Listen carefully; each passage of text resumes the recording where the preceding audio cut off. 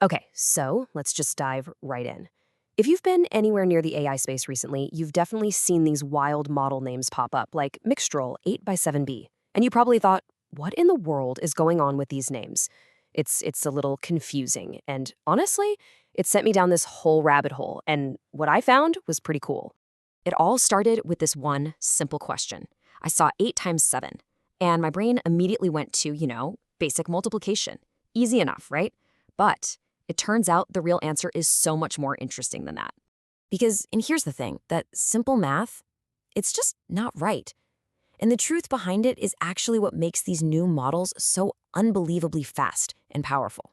So let's start right there. Let's pull back the curtain on that name, because once you understand what that number means, the whole architecture just clicks into place. So the biggest misconception is that 8 times 7b equals a gigantic 56 billion parameter model. But in reality, the total count is actually closer to 47 billion. Now, wait a second, back up. Why isn't it 56? Well, it's because huge chunks of the model, things like the attention layers, are shared. They're not copied 8 times, they're used by all the different parts. And here's the really mind-blowing part. For any single piece of information you send it, what we call a token, the model only uses about 12 billion of those parameters, not the full 47. That is the secret to its speed.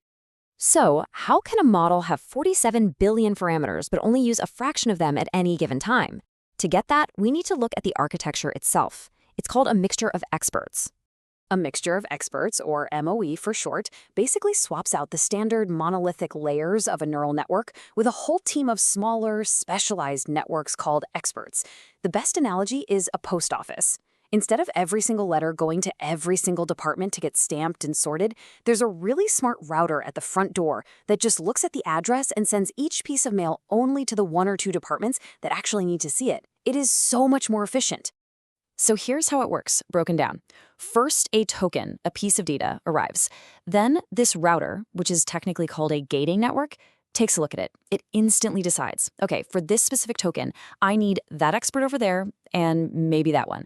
And then the token is processed only by those chosen experts. The rest of the experts, they just sit there doing nothing, which saves a phenomenal amount of computing power. And this brings us to the absolute secret sauce of the whole thing, sparsity.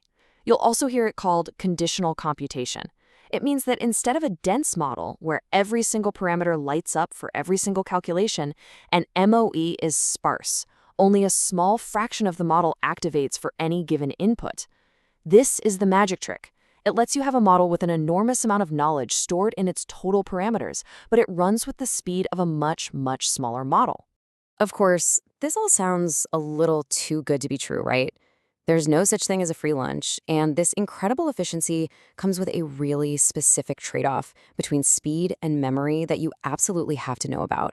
And this really lays it out perfectly. Compared to a regular dense model with similar performance, a sparse MoE is way faster to pre-train and way faster when you're actually using it. But, and this is the big but, it needs a ton of VRAM, a huge amount. And why is that? Well, even though you only use 1 or 2 experts at a time, the entire model, all 8 of those experts, has to be loaded into your graphics memory, on standby, ready to be called up at a moment's notice.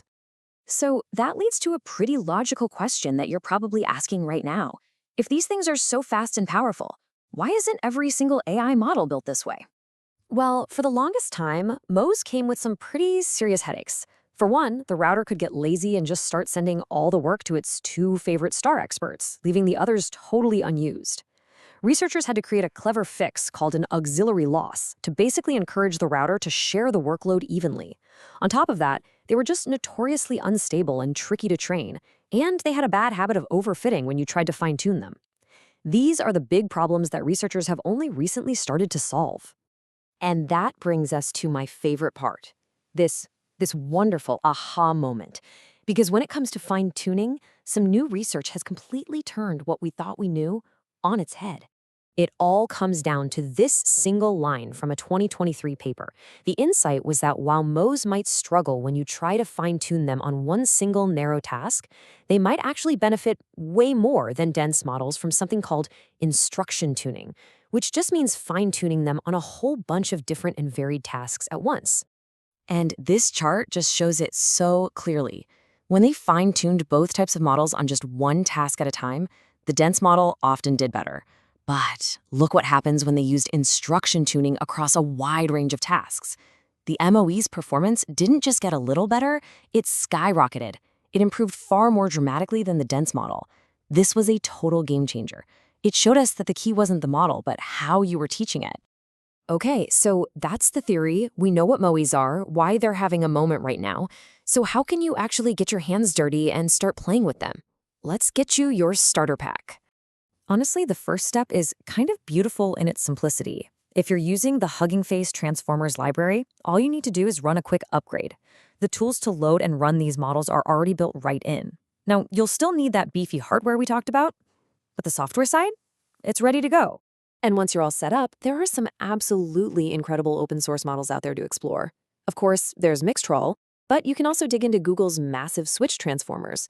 Check out community-led projects like OpenMo and even Meta's specialized translation MoE. The whole ecosystem is just blowing up right now. So I want to leave you with this one last thought to chew on.